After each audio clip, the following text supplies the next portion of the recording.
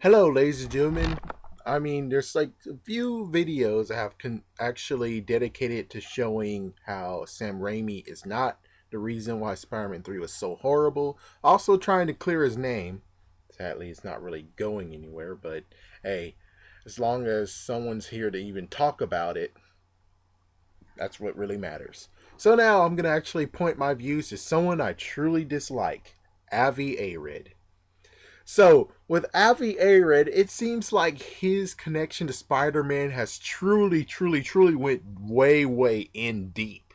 It seems like he actually was a part of getting Spider-Man animated series, the 1994 version, up and off the ground. He was also connected to Spider-Man Unlimited. He was connected to Spider-Man, the MTV version, or Spider-Man, the new animated series. Yeah, and he's currently on the recent one, along with he's been in both movie franchises. My goodness. Yeah, of all the actions he have done, it seems to me that he's way too much of a Venom fan to actually be part of the Spider-Man franchise. At first, it seems like he's doing good, but in every single series he's been in, except for the MTV one, which he didn't even fight for it to stay on air, Venom showed up. Every single one of them, Venom showed up. I mean, it just became like as soon as the third movie came, he straight up said, I want Venom in this movie. Please do it. Everybody loves Venom. Everybody loves Venom. Venom's the greatest villain or hero of all time. Venom's the best character in the world. And he's been bugging freaking Sam Raimi to do it. And then the executives who had control over it made sure they're like, bam, put Venom in the movie. And yeah, there's no way to wiggle out of it. As soon as they're like, you have to put Venom in the movie, he's going to be, because Sam Raimi didn't want to do Venom whatsoever. Sam Raimi had no intent whatsoever to do freaking Venom. Sadly, I can't tell you what he was planning for Spider-Man 4 if he actually got his real plan, but the original idea was Vulture and Sandman would actually be in Spider-Man 3.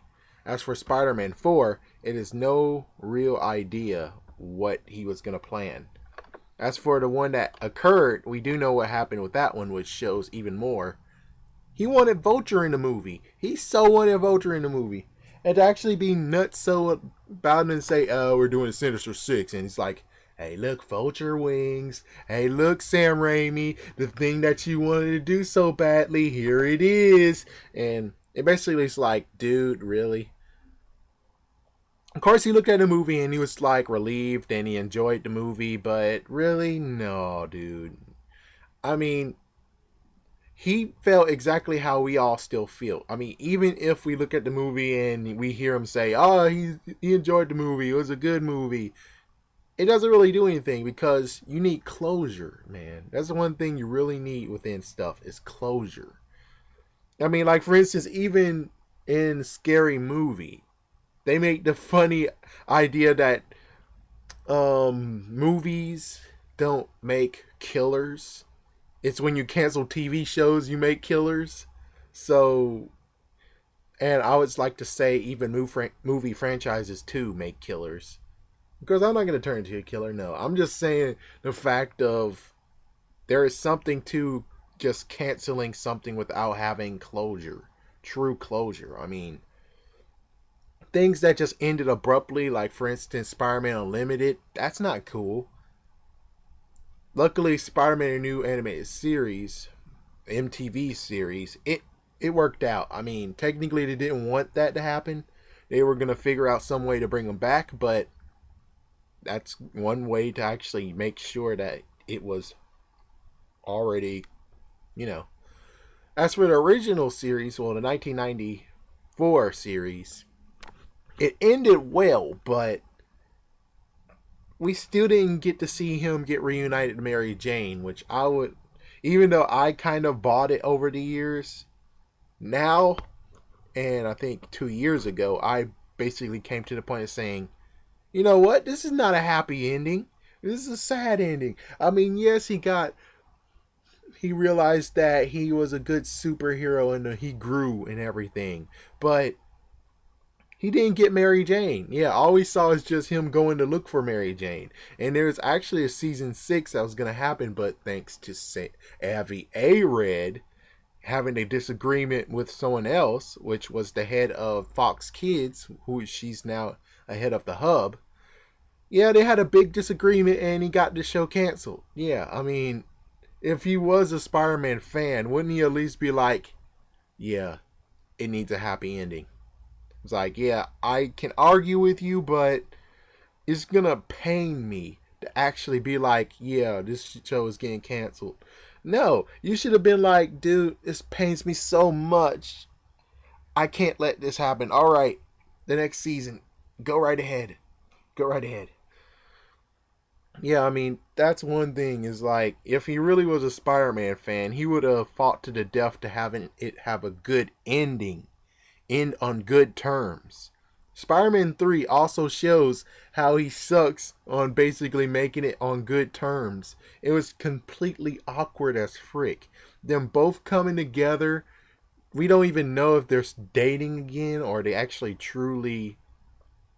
Yeah, I mean, all that, yeah, it's like, really, that's just a messed up ending to the whole entire franchise. I mean, someone definitely, I mean, if you can't smell the fact that something's wrong here, you need to get your nose checked, you need to get your brain checked, because, come on, it's really, really, really is horrible. And let's look at Sam Raimi's run. The first 2 Spider-Man, has it been horrible? No. What made him do the third movie this badly?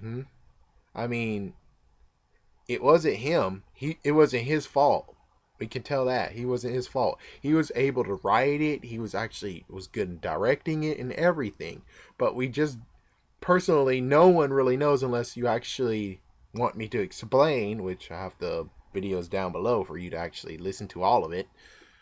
But, really, something went wrong in Spider-Man 3 for Sam Raimi. Something really did. And you can do research just like I did, and you'll find out the truth. Or you can click down below and listen to the truth about Spider-Man 3. Excuse me. Well, anyways, back to Avi Arad. So, let's just check out what Avi Arad usually wears. Is when he does, like, some interviews... Even this recent interview when it's like straight up Venom, even though they supposed to be talking about No, they're actually talking about Venom. Yeah, so basically most of the interviews, like after Spider-Man 3, he straight up was wearing Venom related shirts. Recently in this one, he actually was wearing a shirt with Spider-Man and Venom having a arm wrestling contest, which I bet he enjoys it, but he wished that Venom won instead of Spider-Man won. But we really gotta ask, where is his allegiance lie? Because it seems to me he's been chasing over the Venom movie dream since 2007, and I'm glad that freaking they even allowed him to say, you know what, Venom, I'm killing Venom. Yeah, and then stupid Lord Zinskin, who built up freaking Harry Osborn, allowed him to die too. Yeah, it was like, I mean, at least Venom died, but why the frick did Harry have to die like that? I mean, what the frick, man? Yeah, he could have freaking just, as soon as he was going to charge right in Spider-Man about to stab him, Harry could have freaking did this is Sparta kick right in his face, and he flies off the freaking thing along with the board. And they'll figure something out. I mean, they would really do. Harry freaking frees Peter. They figure out a plan to defeat Venom. Harry calls his board back. Yeah, this time Venom must... Yeah, I mean, Venom won't be stupid enough to be like, I'm keeping the board and I gotta... Whoops. No, he most likely would have dropped the board and try to get himself to safety so he can come back up and fight. Which, yeah, you can just basically have Harry get thrown off or something. Yeah, but I think chances are Harry will be able to signal his glider, and basically he'll have Peter's back. And most likely he'll just basically be like right by Peter while Peter deals with Venom. And I guess the cool part will actually be you'll actually have Eddie Brock alive because, well, you have Harry. So Harry would hold, yeah. So Spider Man pulls Eddie Brock. Eddie Brock gets twirled around. Harry keeps Brock, and basically Harry Brock is like, "Let go of me, let go of me," and Peter uses the pumpkin bomb, explode the symbiote. Symbiote's destroyed. Eddie's alive. Harry's alive. But Venom symbiote's dead except for the sequel that they can actually make out of it now, where Venom comes back.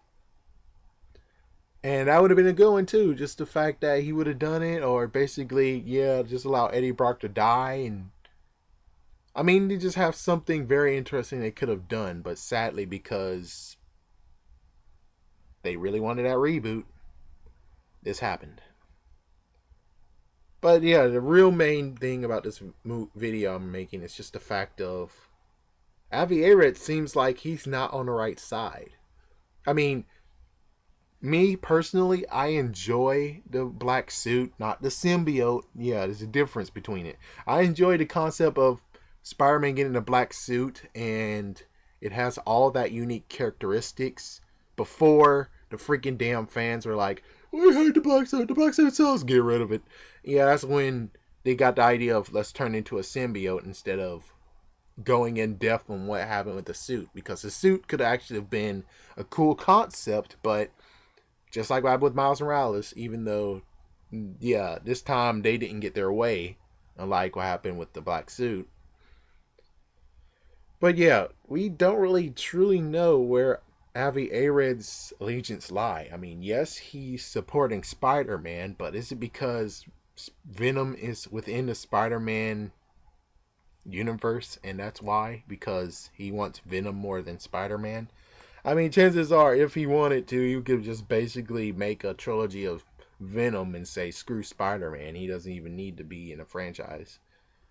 But right now, we'll just see. We'll just see what happens. Yeah, as soon as freaking Venom film come out, let's see what Avi Arad does. If Avi Arad's like overjoyed and he's like woohoo and yeah, and he has like a freaking Venom outfit or suit on, then we know where his allegiance lie. But for right now, I can just say that there is something that tells me that he's not really a true Spider-Man ally. Thanks for listening and peace out.